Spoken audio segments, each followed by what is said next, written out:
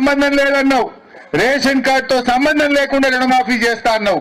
మరి ఎందుకు ఇంతమంది ఆగబట్టినవి? ఒక మల్యాల ఊర్లో ఇంతమంది కాగినాయి. ఒక రేషన్ కార్డు పేరు మీద ఇంతమంది ఆగబట్టినావు. బ్యాంకులు అప్పిచ్చేటప్పుడు రేషన్ కార్డు అడిగినరా? పాస్బుక్ అడిగిండ్రు గంతే. పాస్బుక్ చూసి అప్పిచ్చినప్పుడు మాఫీ చేసేటప్పుడు కూడా పాస్బుక్ చూసే మాఫీ చేయాలి. ఎందుకు రేషన్ కార్డుతో ముడిపెడుతున్నావు? ఇది మోకాలకు బోడగుండుకు ముడిపెట్టినట్టు రేషన్ కార్డుతో ముడిపెట్టి రైతుల ఉసురు పోసుకుంటున్నాడు ఇవాళ రేవంత్ రెడ్డి గారు.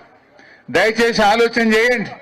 ఇప్పటికైనా రైతుల ఆగ్రహ ఆవేశాలు రాకముందు ఈ పండుగలోపు, వచ్చే బతుకమ్మ దసరా పండుగలోపు రైతులందరికీ రుణమాఫీ చేయాలని ఈ ప్రభుత్వాన్ని హెచ్చరిస్తా ఉన్నాం.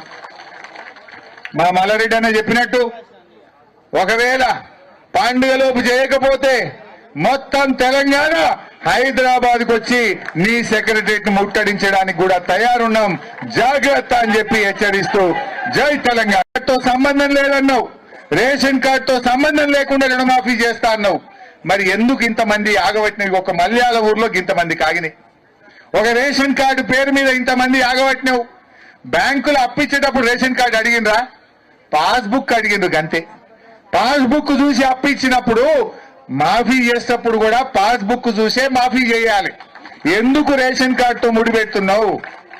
ఇది మోకాలకు బోడగుండుకు ముడిపెట్టినట్టు రేషన్ కార్డుతో ముడిపెట్టి రైతుల ఉసురు పోసుకుంటున్నాడు ఇవాళ రేవంత్ రెడ్డి గారు. దయచేసి ఆలోచన చేయండి. ఇప్పటికైనా రైతుల ఆగ్రహ ఆవేశాలు రాకముందు ఈ పండుగలోపు, వచ్చే బతుకమ్మ దసరా పండుగలోపు రైతులందరికీ రుణమాఫీ చేయాలని ఈ ప్రభుత్వాన్ని హెచ్చరిస్తా ఉన్నాం.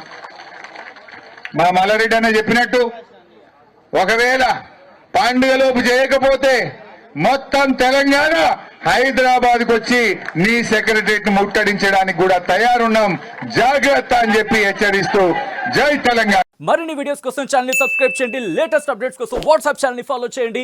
అండ్ లింక్ డిస్క్రిప్షన్ లో ఉంది.